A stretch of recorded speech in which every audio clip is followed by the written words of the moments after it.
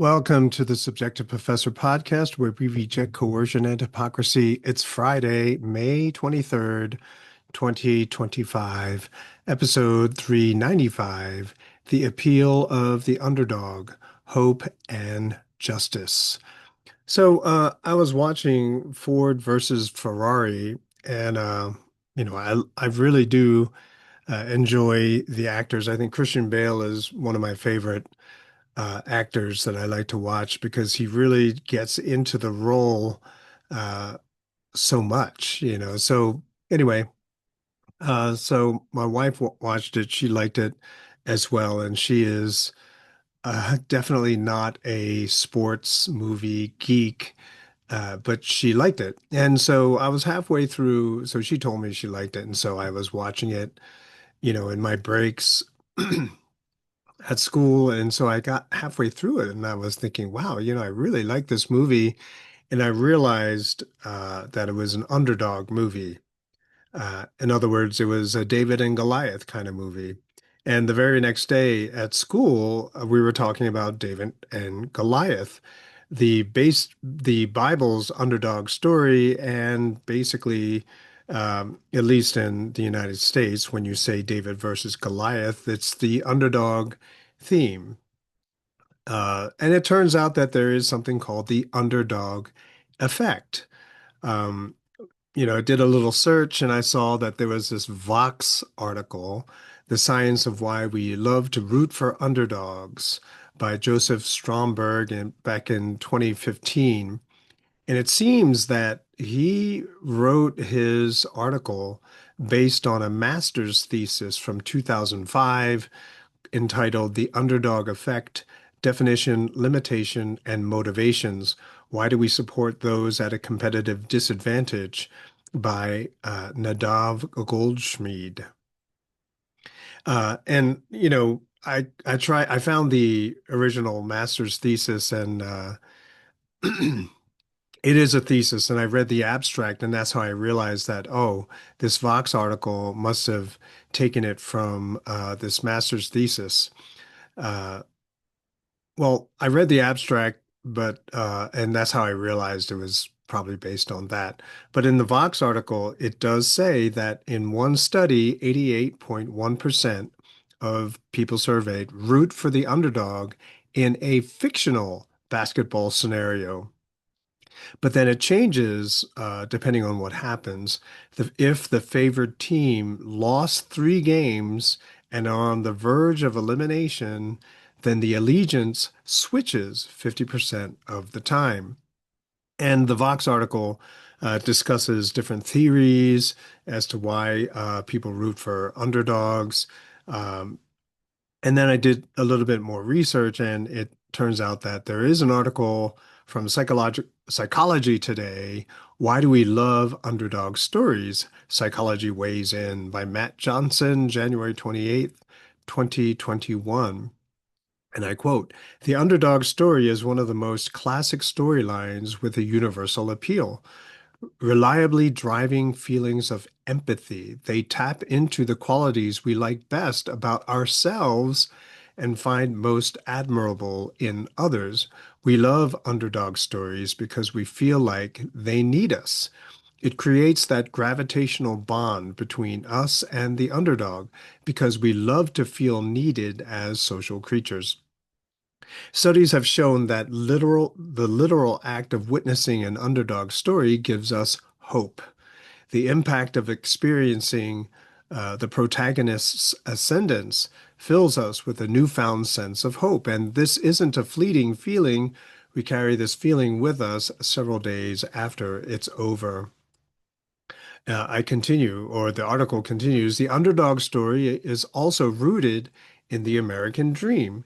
Economically or socially, moving up in the world is paramount in the context of American culture. It's not just where you wind up, but how far you've climbed to get there. And in conclusion, and the beauty of the underdog story is that its overall success will always be judged relative to the starting point. In short, there's no rags to riches story if it doesn't start in the rags. Similarly, when there's an underdog, there must always be a top dog, the Goliath.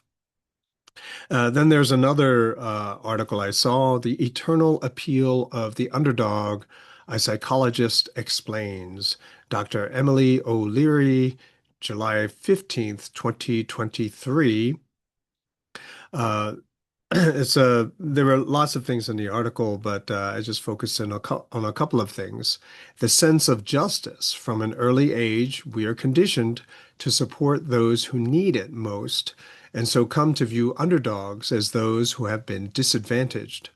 Why do we feel the need to side with these characters? The answer may lie in our need for the world to seem fair and the desire we have to beat the odds. It is easy to understand why we sympathize with someone or something that is being taken advantage of or being treated unfairly. The psychology of the underdog taps into our sense of fairness, justice, and deservedness. In psychology, we often talk about cognitive distortions or thinking errors, which are irrational thought patterns that masquerade as real factual thoughts. One of the thinking errors occurring in psychology of the underdog is called the fallacy of fairness, the perception that life should be fair and equal. When we see a battle like this being played out, we tend to root for the underdog as it confirms that the world is just and pushes away that which makes us feel uncomfortable. Regardless of the scenario presented, whether sporting or political, the results found that people tend to support underdogs in competitive situations. This was true even for inanimate objects. Test subjects championed the underdogs even when they only existed on computer screens. It's not just the position of these individuals or groups that make us want to support them. It's also the biases we place on what we think an underdog should be. They are assumed to have certain positive qualities such as determination, an ability to overcome adversity, integrity, and a thirst to never give up. It is not their status that makes us cheer them on, but more the characteristics we place on them. We see them as exceptional. We support the underdogs because they are relatable. If they can go from nothing to being something or achieving something that matters, then so can we. The odds can be beaten. The other issue is that we tend to have an innate dislike of those who hold all the power, a perceived or actual loss of control.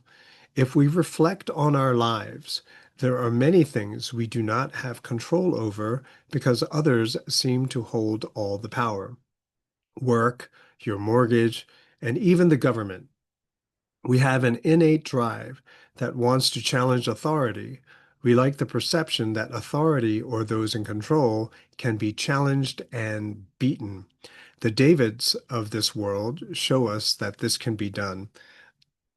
And then the author goes into a couple of questions that you really should ask before you go up against Goliath. Is confronting the challenge going to make things better or worse for you and your family? If it will make things worse in the short term, is it worth it in the long term to push forward? Are you falling into the myth of fairness? Life should be fair and equal, but sometimes it isn't. Is this particular battle important enough to you to push forward? If your best friend comes to you for advice about whether to challenge someone or something, what would you advise them to do in this situation? Do a cost benefit analysis. What comes out on top?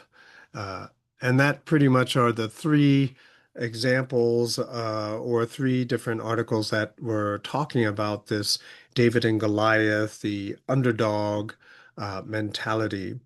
Just to touch and sort of retouch some of the points that were made, is that underdog stories give us a sense of hope. It's very much part of the American dream, the rags to riches kind of thing. And in order to come to riches, you had to overcome a top dog. Then there's this empathy aspect of the underdog. Like we identify with the underdog. We are fighting, the Goliath. We're fighting against other people who have more power than we do. And there's that, so this particular by Emily O'Leary, the last article, called it a thinking error, the irrational thought that life is fair, right? And so when we see a battle like this, we see it as a battle of fairness. Um, and then, of course, in the context of fairness, then most people dislike those who hold all the power. And so it's the little guy who is fighting against the system, against the people who have all the control, and somehow coming out on top. And for most of us, this does seem like a daily struggle. And I guess that's why it appeals to so many people. Now, there are a couple of things that I would like to point out because it is psychology. They don't necessarily go into economics. And I thought it was interesting that I basically got into economics because, at least Austrian economics, because it takes into consideration human action, human calculation, right? And so intellectual scholars like psychologists, they can say, oh, well, it's like this. But there's still the reality. What would really explain why things play out in the way that they do, generally predictably, if you have the right way of analyzing information. And Ludwig von Mises of Austrian economics, his magnus opus, his great work is called Human Action. And so he doesn't start with a theory and then superimposes it on society, right? Like a lot of the Keynesian stuff, like, oh, if we change supply, then demand will change, right? It doesn't take into consideration at all thinking human beings, whereas Mises does. And so that appeal, that aspect of his economics, that crux of that economic theory is what is so appealing to me, right? And so, in other words, just like society, it's not top down, but rather the theories that you're going to use in economics come from the bottom up, right? What is actually happening in the lived life, as opposed to trying to control and manipulate, uh, how in the way that you think society should actually become, whereby becoming a Goliath in the process. So justice, hope, and overcoming loss of control, whether it's real or not, I think those ideas do in fact resonate with people who are watching an underdog movie event, hearing a story that is very much an underdog type story. Justice has to be an element of it, large or small. And then the hope where, hey, maybe I can do this too. But I want to pick on this idea of the myth of fairness. What's the myth, right? Sometimes life is not fair. That sort of, to me, would be a cop-out answer, typical of psychology. It's not that, oh, you think that life is fair, but, it's not always fair, is a cop-out, right? Because it seems to say, I know what fair is, and yeah, sometimes it's not fair. What if our perception of what is fair is wrong? Right. And so the problem with this idea of myth of fairness is that this fairness thing is supposed to be absolute. So once you know what it is, then it's always supposed to be that way. But as I keep using that expression, morality discovery, right? It's basically fairness discovery. We might think we know what is fair, but what actually is fair? You also have this concept reversion to the mean. So things get really out of whack in a bubble economy. And once the bubble pops, then everything goes back to the mean, or I wouldn't, it's sort of like an average, right? The way things should be.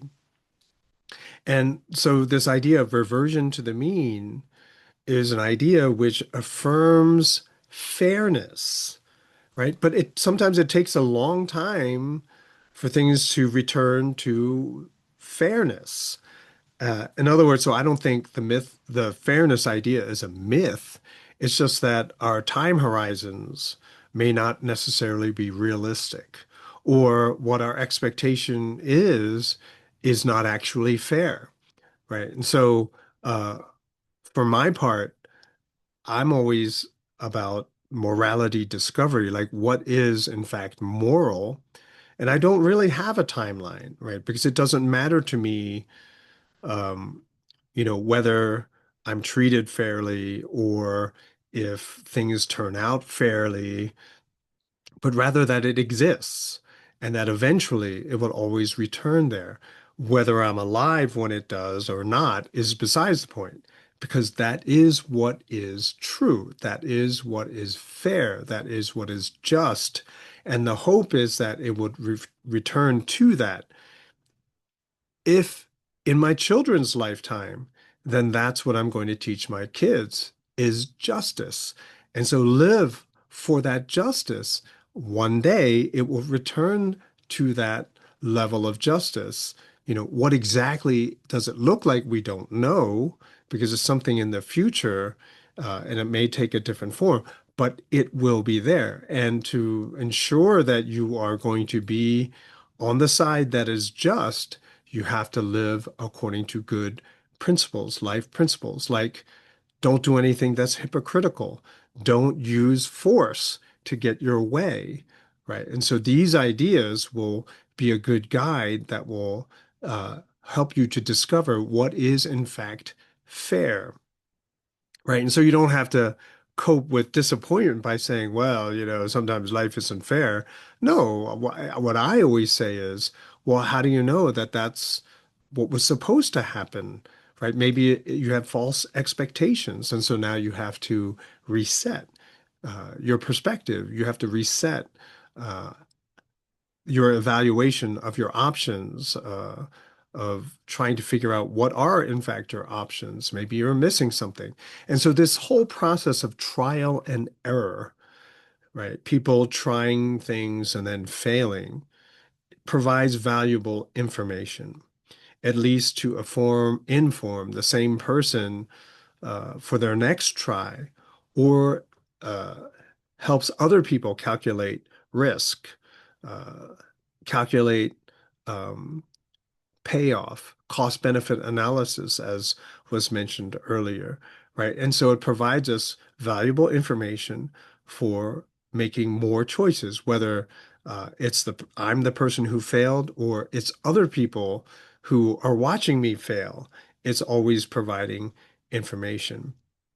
But that idea of underdog, there has to be an element of justice. In other words, you can't say, oh, the evil people, they're the underdog, right? Well, if they're evil, then they're not the underdog, right? It has to be some sort of justice. And this is the way you pull that off. So for a very long time, when you would have war movies, for example, and you're fighting Nazis or the bad guys, for a very long time, you never saw the bad guy except when they're dying, right? And you're like, yeah, yeah, they got what they deserved. But then you saw movies, there was a whole slew of them. I can't really seem to remember. Like Enemy Mine is the one, Enemy, Mine. So Mine Enemy, which was oh my gosh, Louis Gossett Jr. was in it, and the guy who was in the Rookie, uh the pictured guy who was in the Rookie. Oh, he was in everything. But anyway, he was in that movie as well. And he met his enemy, and at first they hated each other, but then he realized, oh, he's not so bad after all. And so you begin to see the softening of who the enemy is, that the enemy probably is just like you, was duped into fighting this war, And so now they're not as evil. So there's a human element to it. I believe Clint Eastwood's Flag of Our Fathers did that.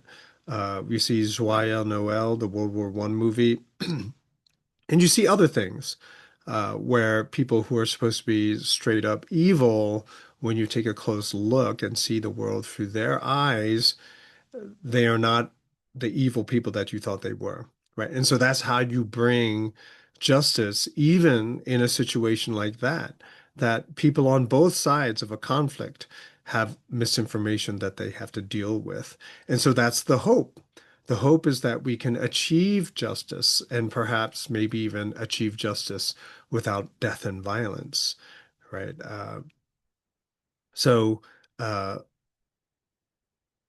learning as much as we can about ourselves, about the lives of others, not allowing ourselves to just simply, um, believe in stereotypes and generalizations and ignoring the details and the specificity of the individual, then, perhaps we can